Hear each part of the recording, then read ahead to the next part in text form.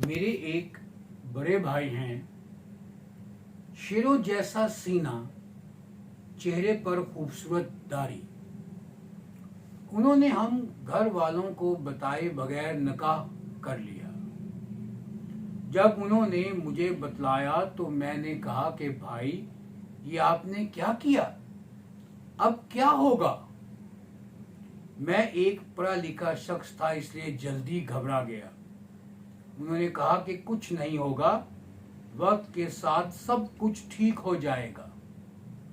बाकी 6 अदद भाई भी हैरान थे। वो सब छोटे थे, लेकिन मेरी तरह बुज़दिल ना थे। लेकिन मुझे और मेरे वालिदैन को इसी बात का खदशा था। आखिर भावज के रिश्तेदारों ने भाई और भावज के रिश्ते को कबूल कर लिया। अब मेरे भाई के 3 बच्चे हैं। कभी कभी लोग हमें इस बात का ताना ज़रूर देते हैं, मगर कोई बात नहीं, लोगों की आदत होती है। बहरहाल मुझे कोरोना वायरस की वजह से अपने बड़े शहर को छोड़कर अपने आबाई शहर आना पड़ा। मैं ज़्यादातर अपनी भावज से दूर ही रहता था, लेकिन एक दिन मैं कुछ खाए पिए बगैर ही चला गया। जब मैं घर लौटा तो मुझे मेरे छोटे भाई ने बतलाया कि अम्मी को अस्पताल दाखिल करवा दिया गया है। मैं अस्पताल से वापस लौटा तो मेरे एक दोस्त ने बतलाया कि हमारे शहर के कॉलेज खुले हैं, तुम यहाँ ही पढ़ा लो। मैंने मुख्तलिफ कॉलेजों में ये सोचकर CV जमा करवा दी कि चलो वक्त गुजारी ही सही, जब हालात ठीक हो जाएंगे तो वापस चला जाऊंगा। एक दिन मैं अच्छा खासा चला, भूख से जान निकल रही थी। वालदा घर पे न थी। पूरी 2 सड़कों पर ऐसा आलम था कि लग रहा था कि किसी कब्रिस्तान में से गुजर रहा हूँ। कुछ भी ना मिला मुझको खाने को। आखिर खामोशी से छोटी भावज का दरवाज़ा खटखटाया।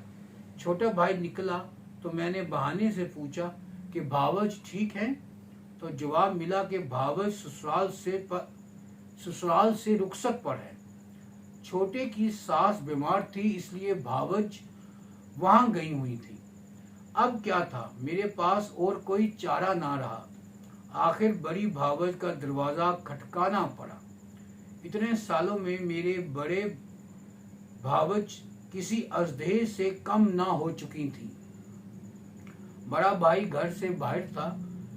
मैं अभी कुछ कहता ही कि छोटी भतीजी बाहर निकली। मैंने उसको प्यार किया और 100 रुपया उसकी जेब में डाल दिया। इतने में भावज बाहर निकली। मुझे देखते ही भावज आग बगोला हो गई। तुम आज कहाँ से आ गए? कोई काम होगा? तुम्हारा भाई तो यहाँ नहीं है, तुम शाम को आना। मैं इससे पहले कि कुछ कहता, उन्होंने दरवाज़ा बंद कर दिया। अब मैं भूखा प्यासा अपने भाई की दुकान पर मौजूद था।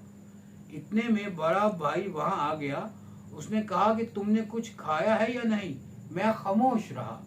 इतने में उसका एक दोस्त आ गया और ओए ओए शुरू हो गई। वो दोनों मोटरसाइकिल पर सवार वहां से चले गए। मैं खामोशी से वहां ही बैठा रहा। छोटे ने कहा कि भाई मैं जरा आया, आप यहाँ ही बैठे रहें।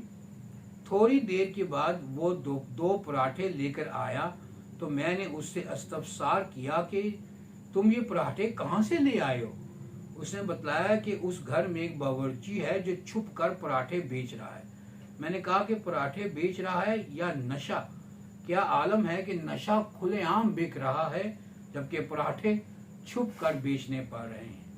मैंने उसको पैसे दिए और वो 2 पराठे भाग कर और ले आया। मैंने बिस्मिल्लाह पढ़कर दोनों पराठे खा लिए। माँ और भावज में बड़ा फर्क होता है। पॉलिसी बनाने वालों को सबका ख्याल रखना चाहिए, मगर यहाँ शायद ऐसा नहीं होता। मेरी आज की कहानी थी मेरी भावज। वैसे मेरी कोई भावज नहीं है, क्योंकि मेरे छोटे भाई खुजैमा ने अभी तक शादी नहीं की। लेकिन ये एक मजाक था, जो कि अगर किसी पे गुजरा हो तो माफ़ कर दीजिएगा। और अरबाब इख्तियार से गुजारिश है कि कोई भी चीज़ बंद करने से पहले उसके रेपरकशंस के बारे में ज़रूर सोच लिया करें। कहानी का नाम था मेरी भावज। अगर पसंद आए तो लाइक करें, सब्सक्राइब करें। शुक्रिया।